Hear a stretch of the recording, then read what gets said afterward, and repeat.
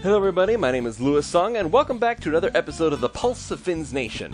So I kind of had to record a new one just because, literally one day after I uploaded the previous episode, all of it became out of date because after all that talk about Ryan Fitzpatrick being the starter and waiting and being patient, it seems that the Miami Dolphins and Brian Flores and the coaching staff have different thoughts in mind because Tua Tagovailoa is officially the quarterback for the Miami Dolphins moving forward.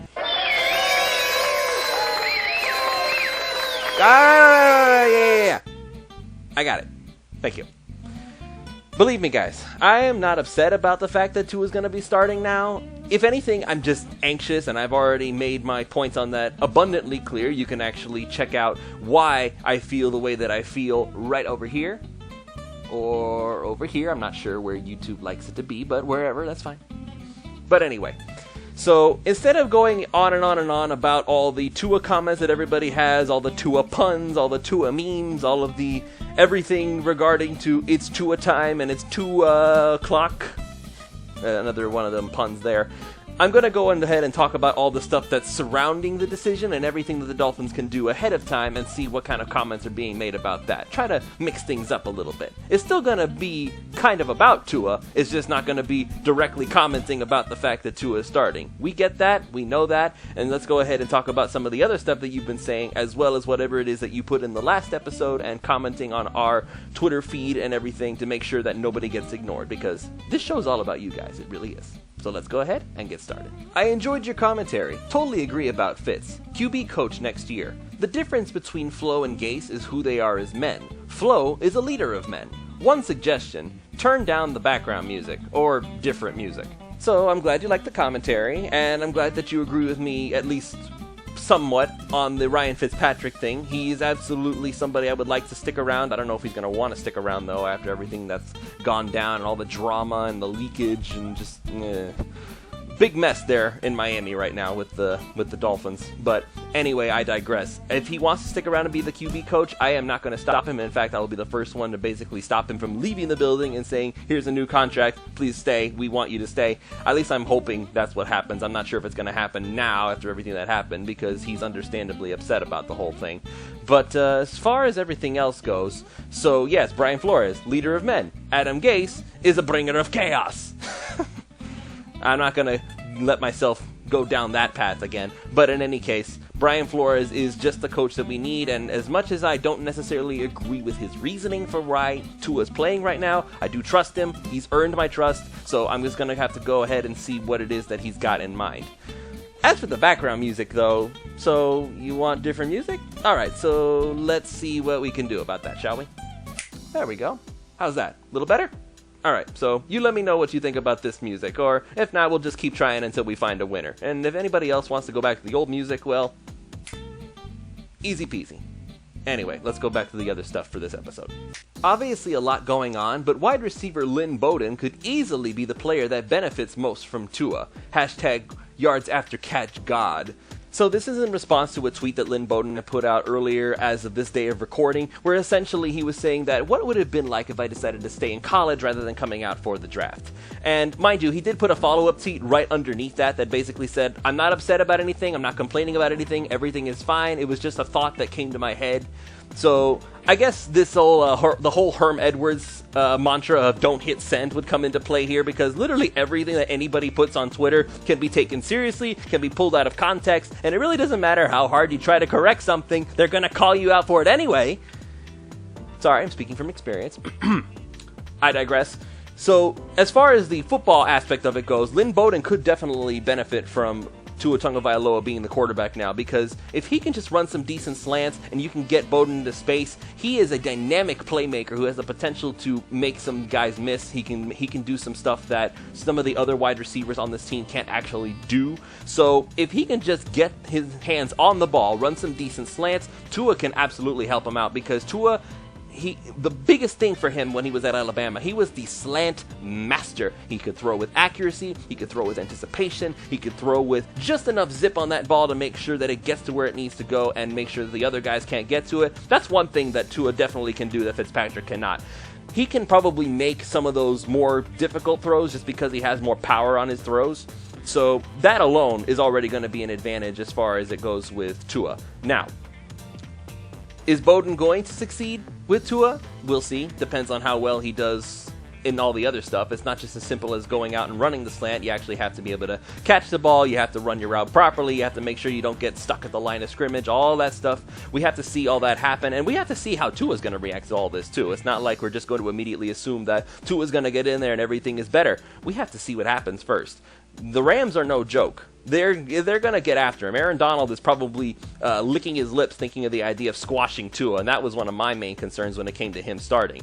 So hopefully we get to see Tua do well against the Los Angeles Rams. Hopefully Aaron Donald doesn't kill him, and who knows, maybe Lynn Bowden will actually get to do some stuff in there. I'd like to see Lynn Bowden do some more Wildcat stuff. Let's see him throw the ball every once in a while. Then the Wildcat will be effective again. Skip Bayless's ridiculously stupid comments are the reason I can't watch that show. First off, Flores took the job, and in his contract he has full control of the 53 and had a great job in New England. He didn't come here to be a puppet. Alright, just for a little context on what's going on, Skip Bayless was on his show Undisputed on Fox Sports, essentially saying that Brian Flores didn't go to Tua because he wanted to. It was because they were actually doing too well with Ryan Fitzpatrick, and if they actually started winning too much with him, that you couldn't justify going to Tua the next year. You would have to re-sign Fitzpatrick and basically make him the starter because he was being successful, which is ridiculous because everybody knows that Tua is the future. Fitzpatrick himself admitted that he was the future. Just because he's upset about being benched doesn't mean he didn't know it was eventually coming. It's just that nobody likes to be told you're done. Who does? No, but even if he's willing to help Tua, which he says he still is, he's going to try to get over his feelings and do his best to help Tua even now. So there you go. That's the epitome of leadership right there. And you can actually check that out in my recent column on 5 Reasons Sports Network. Make sure you go check that out. It's a good read as far as I'm concerned, but I'm a little biased. But the idea that Skip is saying Fitzpatrick was playing too well, and so you couldn't justify making the switch to Tua on that? Yeah, it's ridiculous. That would imply that Flores was forced to go to Tua, that the owners wanted Tua to play because he was their shiny draft pick and the fan base wants to see him play.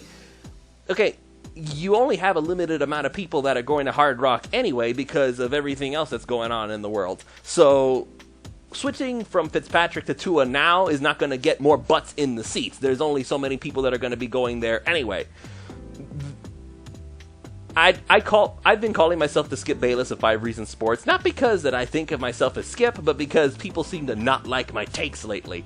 But seeing stuff like that should at least remind you, you can not like my takes all I want. I'd like to think that at least what I'm saying kind of makes sense every once in a while. So I only call myself the Skip Bayless because of y'all's reactions about what I say.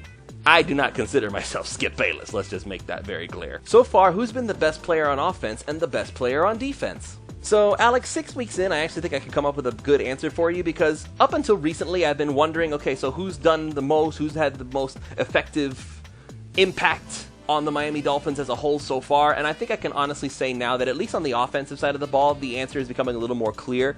For me, it's running back Myles Gaskin because this guy came out of nowhere, 7th round draft pick, and Nobody saw him starting this year. Everybody assumed it was going to be Jordan Howard, Matt Breida, and then Patrick Laird, not Myles Gaskin. So Gaskin came out of nowhere, is proving himself to be a very effective runner. He's got very good vision. He's able to break some tackles. He's got some agility to him. He doesn't have the most top-end speed around, so he's not going to be running a 4.3 kind of 40-yard dash that's going to be running past everybody in the open field, but he does manage to get the most out of what he's got. So if I could make a comparison, I'll go ahead and say that he has the potential to be a poor man Le'Veon Bell.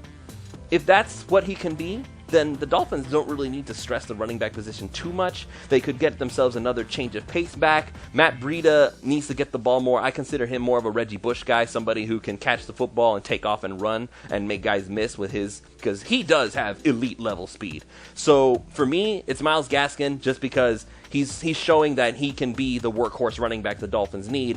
He just doesn't have the body shape for it, if that makes sense. He's not this big, bulky dude you can hand the ball off to 30 times a game. He kind of looks a little bit on the smaller side, but we've been proven over and over again that looks can be deceiving. So as far as I'm concerned, Gaskin's been the best and the most consistent player on offense just on that alone. As for the defensive side of the ball, for me, it's no question. There are a lot of people who are going to say Xavier Howard because of all the interceptions that he's been having lately, but I'm going to say Byron Jones.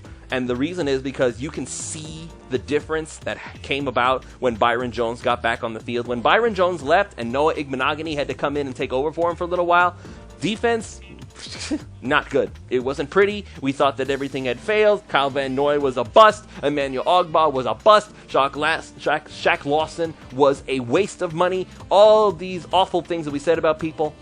And then as soon as Byron Jones came back in and he was able to take his spot across from Xavier Howard, suddenly the defense just started to click. Everything started to work out. And so just by that alone, even if he's not doing anything special, he's not making interceptions, he's not really showing up in the highlight reels, because the thing with cornerbacks specifically is that the less you hear about them, usually that means they're doing really good. The exceptions are those like Xavier Howard who end up on the highlight reel for making interception after interception. Xavier Howard is the guy who makes turnovers. Byron Jones is the guy who makes sure they don't get completions. So that kind of a 1-2 punch is very dangerous, and now that's why I feel like the defense is doing as well as it is. Byron Jones has revolutionized this defense just because now quarterbacks don't really have a good option to go with the football. They're either going to have to test the middle of the field, or they're going to have to test Byron Jones or Xavier Howard. Either way is not a attractive prospect. So on offense, Myles Gaskin, Xavier Howard is second place in my book to Mr. Byron Jones. So give credit to that man, because for once it looks like a high-profile free agent is working out for the Dolphins, and this time in spades. So this is simply from our friend Kai of 5 Reasons. It simply says, well, well, well. And it says that in reaction to this tweet right underneath from Greg Rosenthal, which says, the Jets probably couldn't turn down a second-round pick for Quinn Williams, according to Connor J. Hughes, but haven't had a serious offer. Yikes. All right, so I'll go ahead and make this very clear. I've been saying for a while now that if that's all it's going to take to get your hands on a potential superstar defensive lineman who's been misused by Greg Williams in New York, I am calling up the Jets right now and saying, hey, you want a second-round pick? Go ahead, it's yours. We have 2 of them. You can have ours, we'll keep the Houston Texans one, and we can get our hands on your potentially superstar defensive lineman. Admittedly, Quinn Williams hasn't turned out to be the star that everybody wanted him to be right off the bat, but again, I did some research. A lot of the things that the Jets are doing, apparently they run a 3-4 front. They're doing things that Quinn Williams is not technically at the best at. He's being used in ways that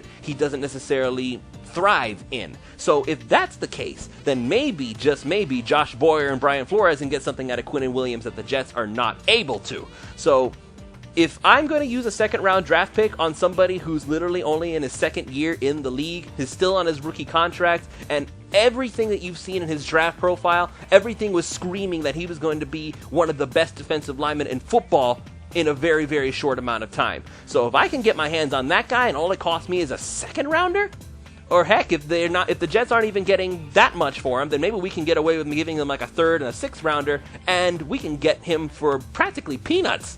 So if I'm Chris Greer, I'm calling up the Jets right now and saying, let's talk turkey, because I like that you're doing a fire sale seemingly looking to tank for Trevor, because let's be clear about something. Everybody knows the Jets aren't going anywhere. The Jets players know that the Jets aren't going anywhere. So Adam Gase, man, again, the bringer of chaos. Now they're doing a fire sale, getting rid of all these guys that they don't want anymore.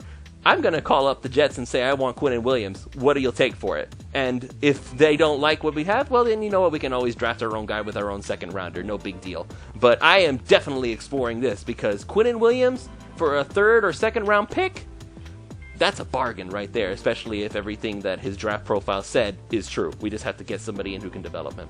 Alright, so that'll do it for this episode of the Pulse of Fins Nation. So thank you all so much for all your comments and all of your replies to my tweets, the Pulse of Fins Nation account tweets. So again, you can always look at me up here at Louis D. Sung. That's my personal Twitter account. You can always look up Pulse at Pulse Fins Nation for the Pulse of Fins Nation official show Twitter account. And of course, you can always just hit me up and say what you want to say anyway, no matter what. You can also leave comments down in the comment box below. Plenty of stuff going on with the Miami Dolphins, and there's plenty of stuff going on at 5 Reasons Sports. So once again, thank you all so much for joining us, and I'll see you all next time.